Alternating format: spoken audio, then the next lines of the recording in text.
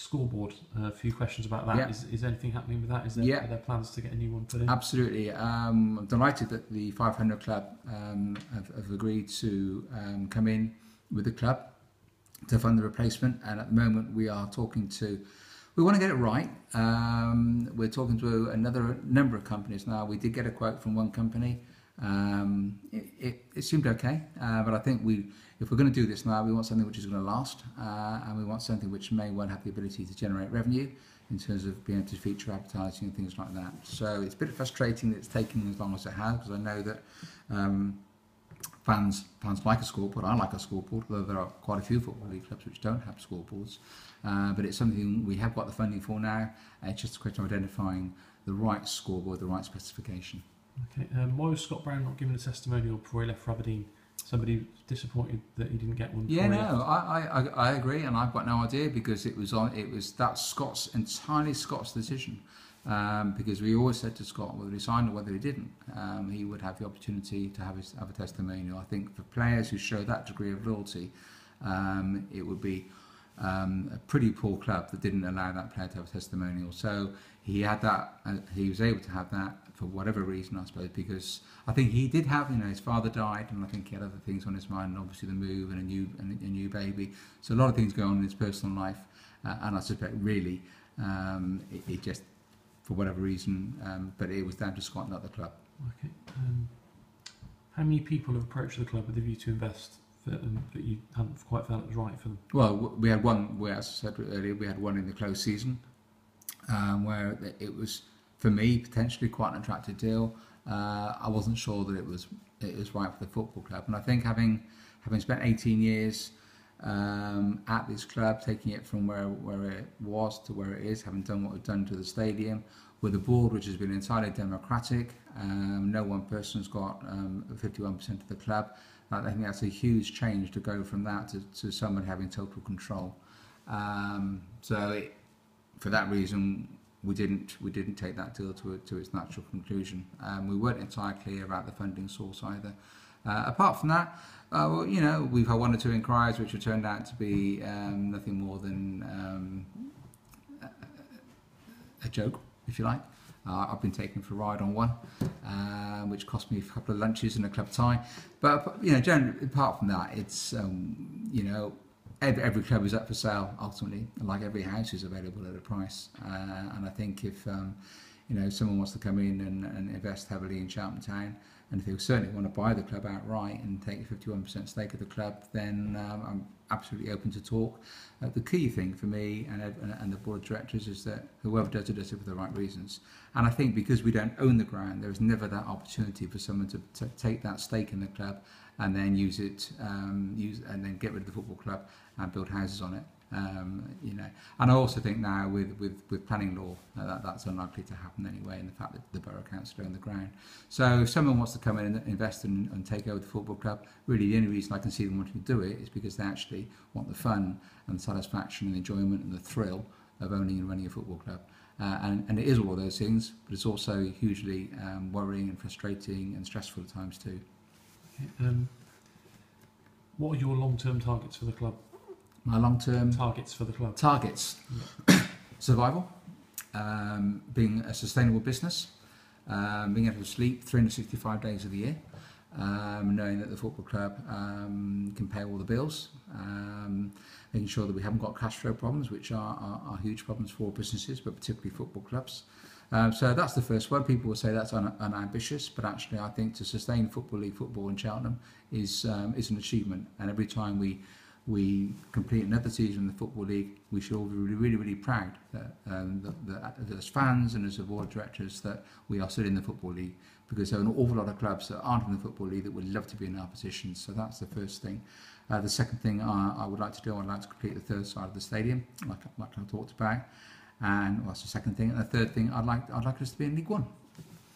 And where do you see Cheltenham Town in 5 years' time? 5 years' time, let's say I'd like to see them in League One, but I'd certainly like to see them in the Football League. Okay. Do you feel that the club can realistically make the playoffs or even automatic promotion this season? I'm not sure we can make automatic promotion this year. I think we're on. we're on target for playoffs. I think we're averaging about 1.5 points a game. I think if you carry that through, well, we won't be very far away from the playoffs. I think we've been a little bit unfortunate with injuries, but lots of other clubs have too, so we just have to deal with that. I think we'd all agree we've got a smallish squad, and I think when we get 2 or 3 players out through injury or suspension, you look at the bench and you probably think it's a little bit thin and the options are limited. So I think to compare us with some of the bigger teams and some of the bigger budgets, we've got no right at all to expect automatic promotion. I think that is probably going to be beyond us this season. But I think we've got every right to think that we can challenge for a playoff position, and we're on course to do that at the moment. I think we're 1 point outside the playoffs, something like that. How do you feel about Forest Green possibly moving to closer to the motorway, maybe to try and get more fans from Gloucestershire? Yeah, I mean, the thing about Forest Green, well, I mean, to be honest, I've got more affinity with Gloucester City than I have with Forest Green. With Gloucester City have ultimately done a fantastic job, and their chairman and their board have done a fantastic job to keep that football club surviving in all these years, playing in Cheltenham and Cirencester and God knows where. So the impact that Forest Green have on Gloucester City, I can't really comment on. I think once Gloucester City get back to the roots and have their new base in Gloucester, they'll be fine, because I think people like Cheltenham fans, they're Cheltenham fans, and Gloucester fans are Gloucester fans. I think we have to be aware the huge amount of investment, which is totally unsustainable, but the huge amount of investment which is going to Forest Green. It's not going in there because it's a football club. To me, it seems like it's a huge marketing operation, and fair play. It's not dissimilar to Fleetwood. And it's not too dissimilar to Fleetwood in terms of the size of the conurbation they support. And look where Fleetwood are now, on the back of one man and his business. So good luck to Forest Green. I think and that's something I alluded to earlier, we need to make sure that our facilities are good and decent enough to attract sponsors and corporate support and hospitality. And I think, if Forest Green do build a new stadium on the motorway, clearly that may take some people away who coming up from the south and decide Forest Green is a better and easier place to go to than Cheltenham Town. But I really don't think. I'm sure quite a few Cheltenham fans went and watched Forest Green in Gloucester City on Saturday. It'd be interesting to know who they were supporting, because I think a lot of our fans say we hate Gloucester City. And possibly some of them do, but I know who I probably would have been supporting that, and that would have been Gloucester City, and possibly because they're the underdogs, and probably because we've got a very, very, very good relationship with them. So long story short, we need to be aware of what Forest Green are doing. We can't possibly compete A, with their wage bill, and B, with the funds they have available. But actually, we've done all right over the years, and we are a Football League club, and we have been the Football League for 16 years.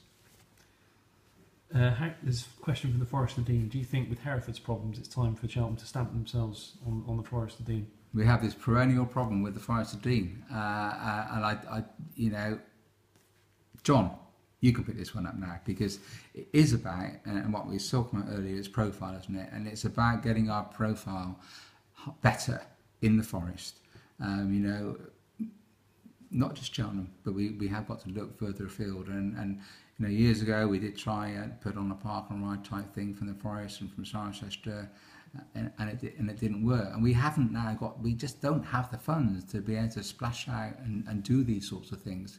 But surely we should have the funds to be able to, through social media and Facebook and local magazines, local freebies, we should be able to somehow increase the profile of Cheltenham Town in the Forest. And whether we need to do some sort of pricing strategy which accepts that it's more expensive to travel in from the Forest to watch Cheltenham Town. Therefore, if you come from the Forest and can prove you come from the Forest, perhaps we can discount your matchday price.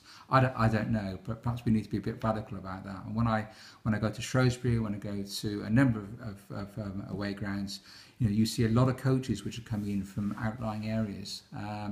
Now, I would love to have a Cheltenham Town Forest of Dean fans club, and if we could, as a club, could do something to encourage that, to help get it off the ground, and even if it started off as a minibus, wouldn't that be great? There's one about a completely different note, the referees' room at the training ground. Yeah. Apparently it's the puddle on the floor, and it's only really room for one official. So could it be improved? Well, I don't actually understand that, because the referee's facility is the old dressing room, the old away dressing room. and it's more than fit for purpose. This is at the training ground, this is? Oh, the training Yeah, ground, training sorry. ground, yeah. Right, okay. Misunderstood. Down to funding. I think it's something we can have a look at if it's as bad as that, because clearly we do have lots of games going on down there at various times, and it's important we look after the officials properly. Let me take that on board and speak to John Murphy. I think a lot may well depend upon the outcome of our discussions with Zurich. I think where we've only got a situation where at the moment we've got a 12-month a lease, which is basically 12 months. But it's very, very difficult for us to commit reasonable sums of money on a facility where we might not be there in 12 months' time. Okay, and why did you decide to change the catering? Somebody's asked. Because of the feedback from fans, beginning and end of. I think there've been rumblings, and I think we have to listen. And I think the thing about the focus groups, if it would have been an absolute, we'd have lost all faith of fans if we'd done the focus groups and then done nothing about it. That was clearly one of the major issues for fans. We want to do our best to improve the matchday experience. We want people to come along. We want them to spend money at the ground. And it seems to me that they are now, subject to the feedback we get, that more people are eating and drinking at the ground. That's great for the caterer. That's good for the matchday experience. And that's what I want to do. So it was purely as a result of, it wasn't a personal thing, because let's face it, I don't go out and buy a hot dog, but it was purely based on fans' feedback. Yeah. Thanks, Paul. That's brilliant.